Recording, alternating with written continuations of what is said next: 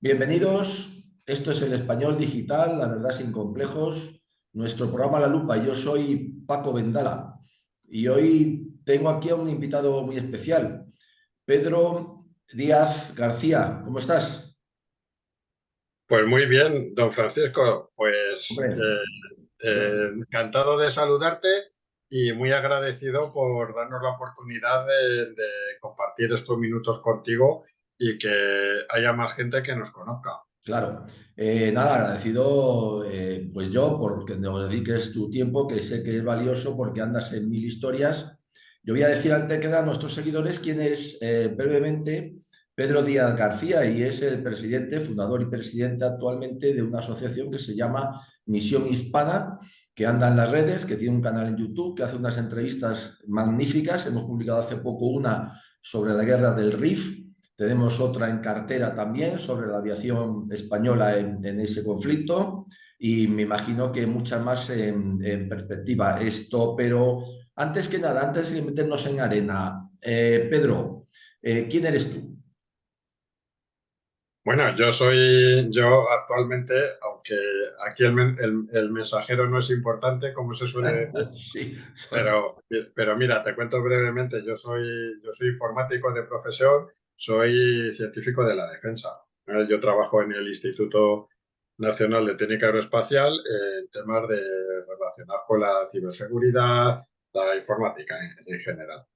Vale, eso en cuanto a perfil profesional. En cuanto a lo que nos ocupa hoy, pues nada, tuve la idea eh, hace poco más de 2 años, idea que compartí con un grupo de amigos de crear una asociación, en primer lugar, porque nosotros vemos en el mundo, en la sociedad en la que vivimos, en que hay un salto muy grande entre lo que es el individuo, una persona individual, y que son las estructuras del Estado, de los partidos políticos y tal. Entonces, dijimos, hombre, una persona que tenga unas inquietudes o que tenga unas ideas o unos derechos que quiera defender, por sí solo lo tiene muy difícil. Pero cuando la gente se pone de acuerdo y se forman, digamos, estructuras intermedias, pues se abren muchas posibilidades. Entonces, en nuestro caso, la idea fue ponernos de acuerdo un grupo de personas que teníamos unos objetivos comunes para crear una asociación, y es increíble las cosas que se pueden conseguir cuando hay un grupo de personas, aunque sea pequeñito, que se ponen de acuerdo, ¿no? En claro. nuestro caso, pues nuestras inquietudes eran sobre todo poner en valor y defender nuestra herencia histórica y cultural, ¿no? España es un país con una historia y con una cultura absolutamente inigualables, sin parangón en el mundo, y eso lo tenemos que decir con orgullo, sin ningún tipo de complejos, y que además hemos sufrido durante mucho tiempo por diferentes motivos, lo que se ha venido a llamar la leyenda negra, ¿no?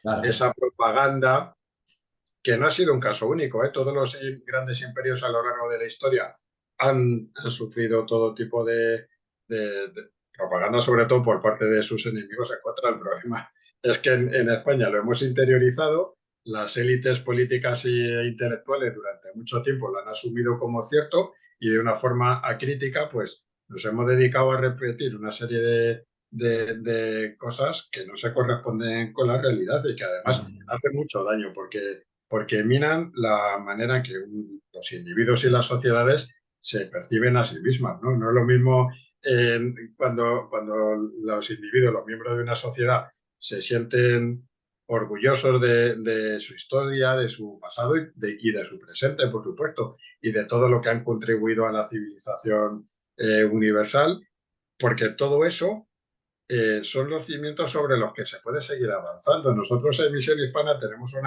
una frase que es que hay que conocer el pasado para construir el futuro. Es decir, Sí, no señor. solamente tratamos de divulgar acerca de nuestra historia como un mero entretenimiento, como una forma de erudición, porque uno disfruta conociendo la historia, sino eh, esa es nuestra bandera, que luego si quieres comentamos, Claro. sino que no solamente eso, es que es muy importante saber de quiénes somos y de dónde venimos y lo que hemos hecho, porque en base a esa manera de vernos a nosotros mismos, vamos a ser capaces de avanzar y de construir nuevos casos en el futuro. Y esto es aplicable tanto a España como a todas las naciones hermanas de Hispanoamérica, de Filipinas, etc. Está claro. En el 2020 fundáis con otras personas. Claro, Pedro, te voy a hacer una pregunta muy rápida. Tú eres español, ¿no? Hasta la médula. Bueno, bueno. Muy Sí, bien. Fundáis, faltaría más. Fundáis entonces esta asociación, que es Misión Hispana, esta es vuestra bandera. Ahí tenéis sí. también el logo de Plus Ultra. ¿Cuáles son sus objetivos, Pedro? Pues mira, nuestros objetivos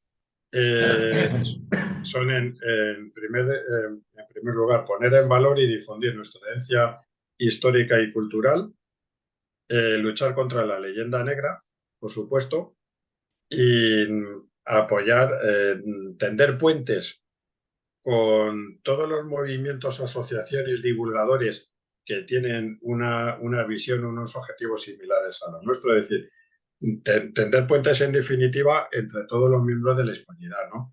Que muchas veces pues hemos estado viviendo como de espaldas unos a otros. Entonces hay que tender puente, hay que buscar puntos de unión, hay que buscar esa unidad, ¿no? Pues a mí me da envidia, por ejemplo, cuando ves a los británicos que tienen esa comunidad de naciones, esa Commonwealth, ¿no? Que aunque sean naciones independientes, pero de alguna manera tienen unos vínculos muy fuertes, Claro. así que sintiendo como parte de algo más grande, ¿no? Pues a nosotros nos gustaría que con la hispanidad sucediera algo parecido, por supuesto respetando la diversidad, la independencia de cada uno, pero que seamos capaces de entendernos, de apoyarnos mutuamente, porque en el mundo en el que vivimos globalizado no hay muchas opciones, Francisco. Está el Claro. modelo anglosajón de mercantilista y tal, está el modelo de la tecnodictadura china y ante eso, ¿qué otra cosmovisión, otro modelo, otra forma de entender la vida y el mundo queda? Pues nosotros siempre decimos hispanidad o barbarie. Sin duda. Sí, señor, me gusta, sin duda. Tenéis unos lemas realmente muy interesantes. Voy a sacar otro que está sacado de vuestra página web, que creo que es muy importante recordarlo. Vosotros lo recordáis siempre, que es este. Espero que te guste. ¿Qué dice ahí, Pedro? A ver, que estoy esperando a ver si se carga. Ah, muy bien. Bueno, eso es una frase que se le atribuye a un historiador francés. Hay quien dice que no es exactamente así la frase, pero bueno. En definitiva, lo que viene a resumir es que hay un periodo histórico en el que la hispanidad fue faro de la humanidad. Es decir, todo es el desarrollo que se produjo con la creación del Imperio Español en su momento, ¿no? Y nosotros no somos ni nostálgicos del Imperio ni nada de eso. Nosotros queremos poner en valor lo que es nuestra civilización, nuestro legado Claro, histórico y cultural. Entonces, qué duda cabe que hubo durante un periodo histórico entre 2 o 3 siglos en el que la potencia económica y cultural y en todos los sentidos de España era absolutamente indiscutible, con la apertura de grandes rutas comerciales que eran desconocidas hasta ese momento, con la claro. creación de la primera moneda global como fue el Real de Ocho, etcétera, etcétera. Entonces, un poco esta frase lo resume, porque además fue una época de grandes descubrimientos, donde los españoles cartografiaron el mundo, donde descubrieron las rutas de navegación, donde se hicieron los mayores esfuerzos que ha habido en la historia por conocer la flora y la fauna, donde se hizo medicina preventiva, Francisco, se hizo la petición en Balmis para vacunar de la viruela a Sí, todos señor. los súbditos de su católica majestad, vivieran donde Sí, vivieran. sí, señor.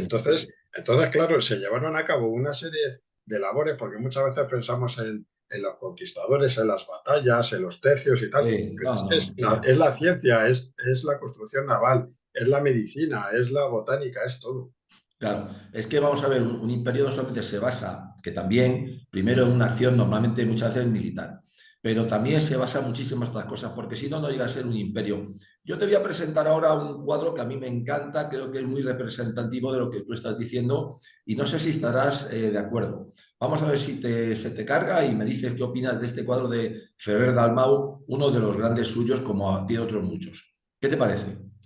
Hombre, es un cuadro que dice muchísimo más de lo que parece, porque al final Francisco siempre esa visión negro legendaria atribuye no sé cuántos millones de muertos a los españoles que llegaron allí y tal. Digo, no sé, llegarían en tanques y en aviones de combate o algo. No, Sí, pero ya fuera de bromas, este cuadro representa muy bien lo que fue la conquista y la construcción del Imperio Español, en este caso, en lo que se llamó luego la Nueva España, ¿no? Al final, 400 españoles con unos cuantos caballos y unos cuantos perros no podían destruir un imperio y no podían conquistar todas las claro, zonas. Eso claro, cualquier persona que lo piense racionalmente entiende que es imposible.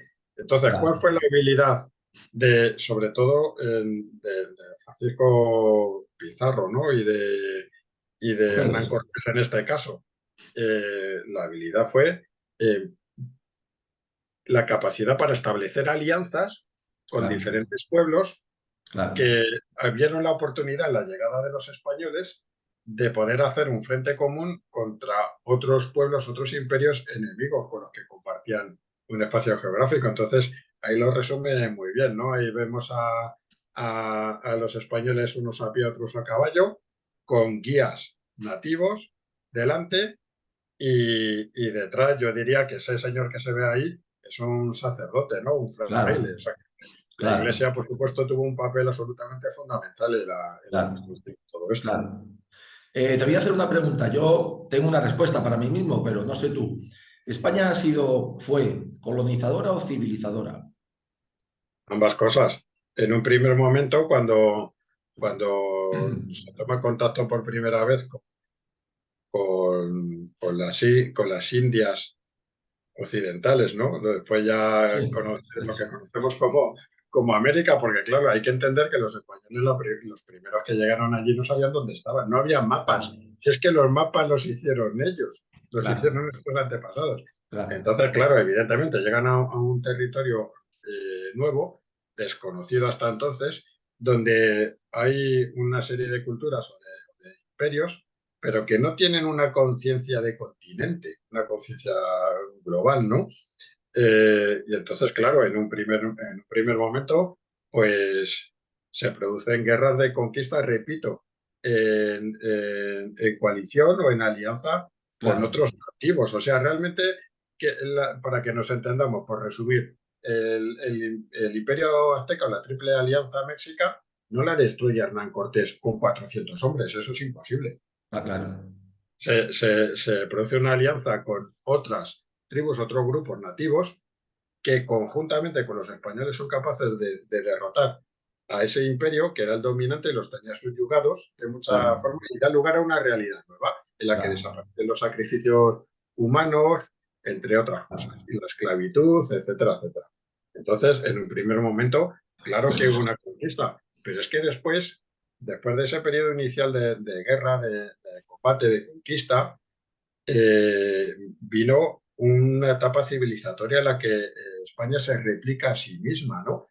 Pasó salvando las distancias un poco sí, como con el Imperio Romano, ¿no? sí, El Imperio Español, cuando llega a los territorios de América y después a Filipinas, lleva consigo las universidades, los hospitales, se construyen carreteras, se construyen plazas, se construyen escuelas donde podían ir a estudiar los nativos, se constituyen cátedras donde cualquier sacerdote antes de ir a predicar a la selva está obligado a aprender las lenguas nativas. O sea, las gramáticas del náhuatl, del quechua, de todas las lenguas nativas de América, las hacen los españoles para que no se pierdan, porque para respetarla, y lo que da lugar es no al modelo anglosajón de colonialismo, que es un modelo posterior ya del siglo XVIII, XIX. Digo anglosajón, digo holandés, digo francés, sí, sí, francés, belga, incluso portugués, en el que digamos, la potencia colonizadora arrasa con lo que hay,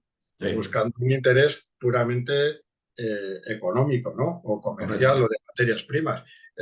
España lo que hace es, desde el primer momento, se mezcla, se produce un mestizaje y da lugar, pues, al Imperio Español, ni más ni menos, que estaba constituido por una serie de reinos que eran tan reinos de España como lo podía ser Castilla o Aragón.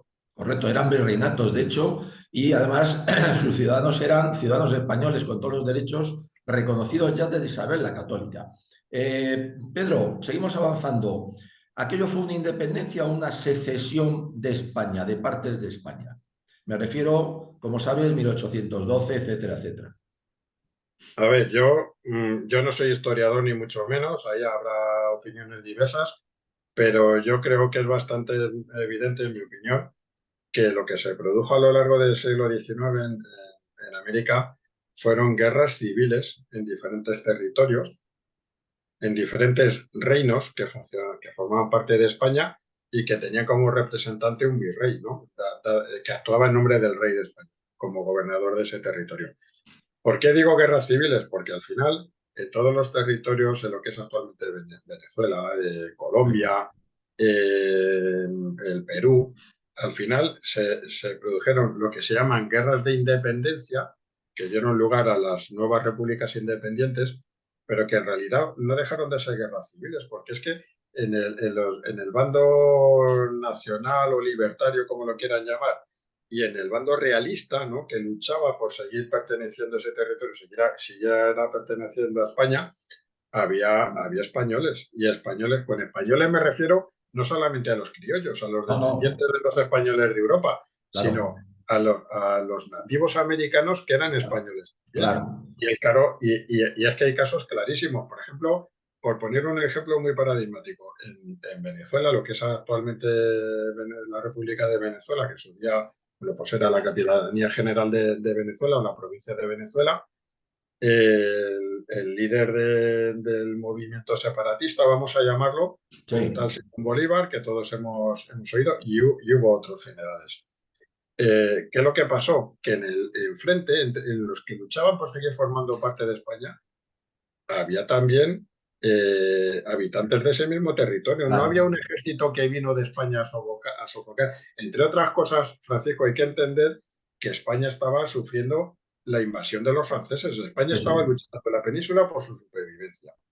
Y aprovechando esas circunstancias y otros hechos que se produjeron después, como el levantamiento de Riego y tal, aprovecharon los partidarios de la independencia, azuzados por el Reino Unido de la Gran Bretaña, por supuesto, aprovecharon para poner en marcha. Fíjate, en el caso de Venezuela que lo hablábamos antes, al final el ejército independentista o nacional o como lo queramos llamar, estaba formado en una parte importante por la Legión Británica. Eran mercenarios británicos Claro, pagados con claro, dinero prestado ¿por quién? Por claro. Gran Bretaña. Entonces, ¿qué pasa? Que esos territorios, en el momento en el que consiguen imponerse por la vía de las armas en esas guerras civiles y crear una república independiente, ¿qué es lo que ocurre? Que desde ese primer instante están endeudados hasta las cejas con el Reino Unido de Gran Bretaña. Y eso explica muchas cosas. Está claro. Triste, triste la leyenda negra, nos la echaron encima y nosotros nos la creímos y creo que nos la seguimos creyendo. ¿Por qué? ¿Por qué esta anomalía? ¿Por qué este tirar piedras a nuestro propio tejado? ¿De dónde viene, Pedro, en tu opinión? A ver, yo vuelvo a decir, yo no soy historiador, pero sí que me gusta escuchar a la gente que sabe infinitamente más que yo y aprendo de ello. Y me gusta leer. Vamos a ver, como dije antes, todos los imperios que en el mundo han sido, han tenido sus detractores y han tenido sus enemigos que han echado toda la porquería que han podido encima. Eso es indudable. ¿Qué es lo que pasa con el caso español? Bueno, pues en parte hay que pensar una cosa, que a principios del siglo XVIII se produce en España una guerra, la guerra de sucesión, en la que se produce un cambio de dinastía. Es decir, el rey de España deja de ser de la Casa de Habsburgo para ser un Borbón.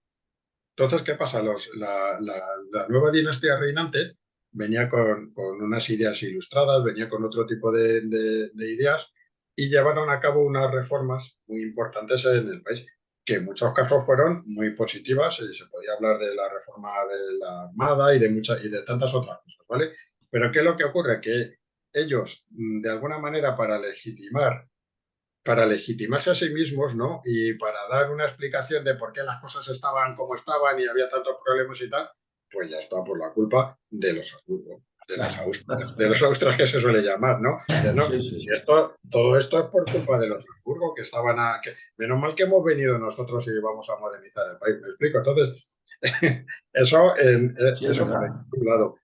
Y luego, ¿qué es lo que pasó? Que tuvimos un siglo XIX desastroso en muchísimos aspectos, porque como decía antes, empezamos con la invasión de los franceses, una lucha a muerte. La guerra contra el francés ha sido, yo creo que el conflicto más devastador, incluso peor que la guerra civil del siglo XX que ha habido en España, por la cantidad de pérdidas humanas, de pérdida Sí, de patrimonio histórico. Fue un desastre absoluto que dejó el país totalmente arrasado. Y después de eso, pues vinieron una serie de guerras civiles, las guerras carlistas, y ya para rematarlo del todo, tuvimos la pérdida de los territorios de ultramar en, sí. 1900, en 1898, ¿no? En 1898.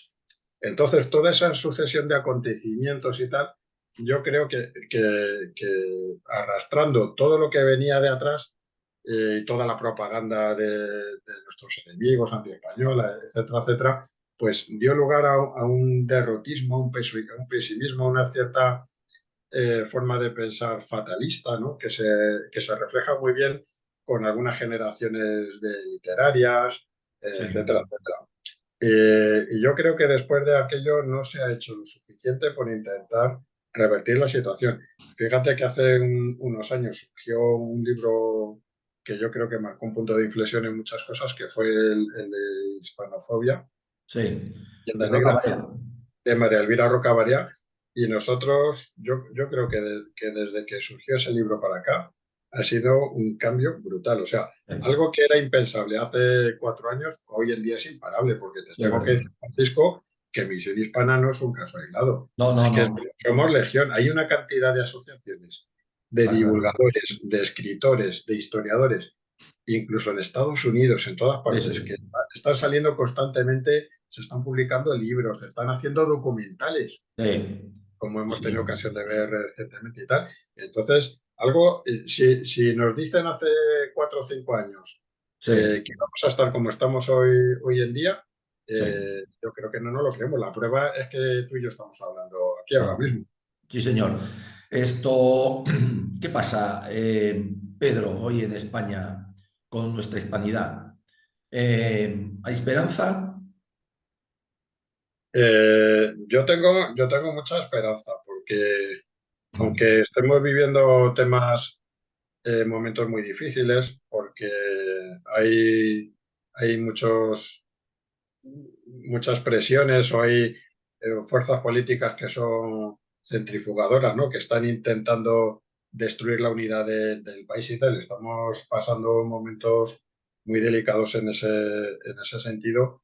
Yo sí tengo esperanza y soy muy optimista en ese sentido, porque veo que la gente está deseando, Francisco, que le hablen bien de su país. Ya. La gente tiene ganas de saber, tiene ganas de conocer. La gente, y no solamente en España, es que lo estamos viendo en América, donde siempre se ha dado una visión muy negativa de nosotros Sí, en las escuelas y tal. Y estamos viendo muchísimos divulgadores, muchos movimientos, muchos historiadores. Algunos de los más conocidos pues pueden ser a lo mejor Marcelo Gullo, Patricio sí. López y tal, pero hay muchísimos más con los que yo tengo mucho contacto y que han aparecido en mi canal varias veces. Entonces, y luego hay otra cosa, fíjate, incluso en Estados Unidos la cantidad de hispanohablantes y tal cada vez es mayor. Es que somos una potencia cultural de primer orden, ¿eh? Es que España ahora mismo, si no me equivoco, es el tercer país del mundo donde más español se habla. Ya no somos... o sea, en mi opinión, fíjate lo que te voy a decir, el español cada día más es el idioma de América, Francisco. Fíjate lo que te estoy Claro. Sí, diciendo. El sí, sí, español es sí. el idioma de América. Sí, sí. Y una cosa te voy a decir, en España, pues por la mentalidad, por las decisiones que se han tomado desde hace 30, 40 años por acá, pues bueno, se ha hundido la natalidad, pues muchos años ha habido más fallecimientos de las personas que nacían en España, Sí, entonces bueno, no había relevo generacional, entonces siempre nos han dicho pues que hace falta, para suplir esa falta de natalidad, pues la inmigración y tal. Pero yo te digo una cosa, si es que en España tenemos una suerte que no tiene ningún otro país de Europa.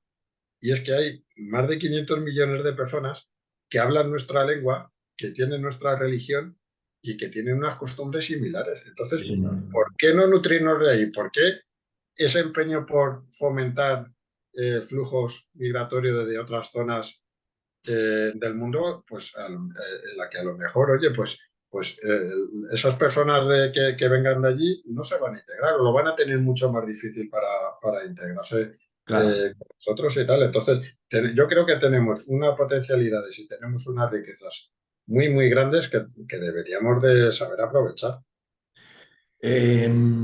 Vamos a ver, lo que has dicho es muy importante. Perdimos, bueno, el siglo, no sé si sabes una frase del caudillo de Franco que dijo que ese siglo XIX que quisiéramos borrar de nuestra historia. Era muy listo, ¿eh? Y sabía también mucho. Y es verdad lo que has dicho del siglo XIX. Pasamos un siglo XX, estamos en el XXI. A ver, vuestra asociación, visión del futuro y también qué tenéis pensado para el futuro, inmediato o a largo plazo. Bueno, pues vamos, podemos hablar en dos niveles, ¿no? En actividades más cotidianas, más de corto plazo y cosas que tengamos pensado hacer más a largo plazo.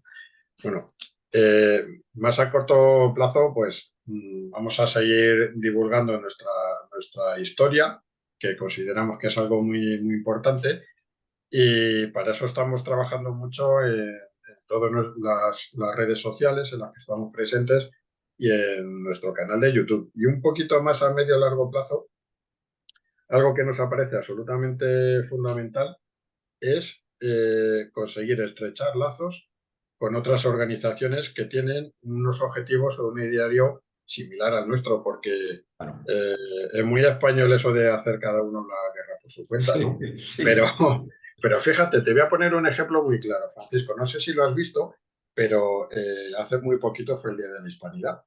Entonces, ha habido un grupo de 54 asociaciones o divulgadores acerca de la hispanidad, que defendemos nuestro legado. Y ya te digo, en América y tanto en América como en España, que nos pusimos de acuerdo y lo que hicimos fue editar un vídeo en el que juntábamos felicitaciones, ¿no? O saludos por el Día de la Hispanidad de todos nosotros. Entonces, al final montamos un vídeo en el que estábamos 50 y tantos hispanistas, entre comillas, ¿no? Yo con toda Bueno, humildad.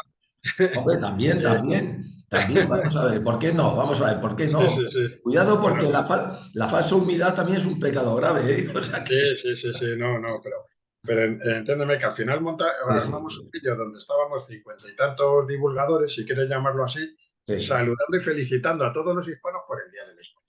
Porque sabíamos que el Día de la Hispanidad va a haber mucha propaganda en contra, nada que claro, celebrar, claro, genocidio.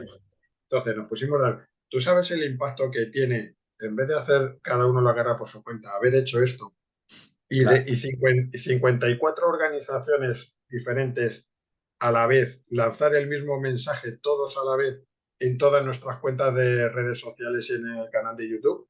Fue, claro.